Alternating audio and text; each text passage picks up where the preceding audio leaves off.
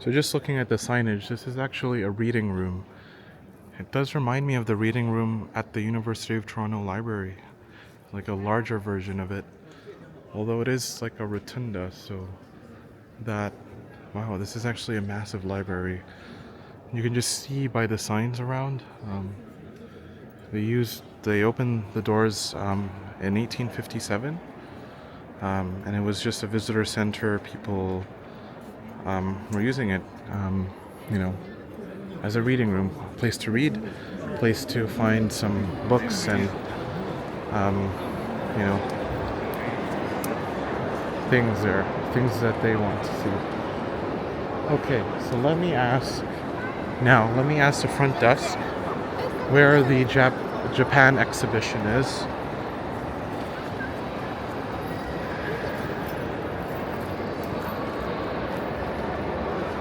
Hello, could you locate me, like, can I take one of these maps? Okay, so they've got these maps here as well. Could you let me know where the, like the Japan section is? Level 5. So Level 5? walk around this big white building, then go through gallery 24. Up here? It's at the back of this building. Walk around. Gallery 24, at the end of gallery 24, take the lift or the stairs up to level 5. 24. So is it just right there at the back, right? We're like right here? You need to go to the back of this building, and then gallery 24. Okay.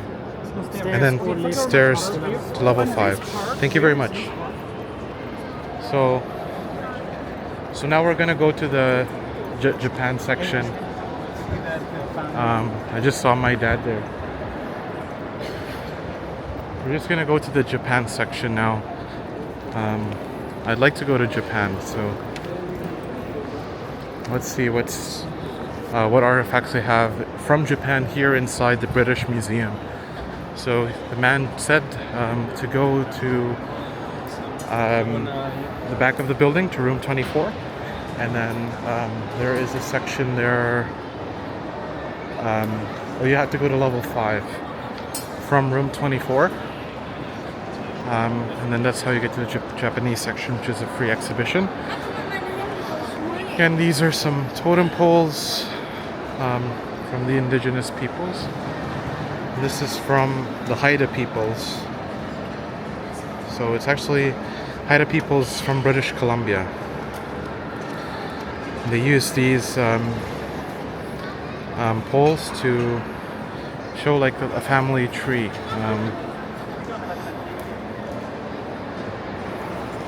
Very, very cool to see that they have these poles, these Indigenous poles here at the British Museum. Although there are a lot of Indigenous groups and advocates that are very aware of, you know, what are the things that are in a museum, because there's a lot of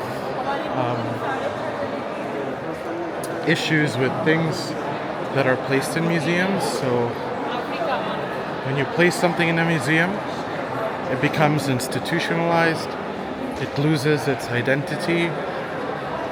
The culture might still be there, but essentially a lot of groups, Indigenous groups and scholars have really advocated against having Indigenous artifacts and installations inside museums. I'm not saying that's the case for all Indigenous peoples, but a majority of these scholars really don't want you to put these these artifacts of indigenous peoples in museums, because it loses its significance and cultural context. Right? By putting something in a museum, you're actually institutionalizing it. So if it was part of a tribe to begin with, by placing it in a museum, you know, obviously people can observe that, tourists can see it, but you're actually removing it from people's cultures. These tribes that Indigenous peoples have, you know, lived. You know, especially, I think one of the scholars has talked about masks that were used in, you know, different plays of Indigenous peoples that were put in the museum. They were stolen from an Indigenous tribe by anthropologists and people that were just collecting these. And that was just very, you know, a very disgraceful event that occurred in, you know, an indigenous culture, because they had the act of placing these artifacts in the museum, essentially stealing it from these communities. And so that was just one of these things that was very disgraceful that occurred. Okay, so now we're gonna take the sorry if my camera's a bit shaky, but we're gonna take the stairs to the Japan section. Oops, sorry. I'm gonna go to the Japan section. But let me just ask someone here just so.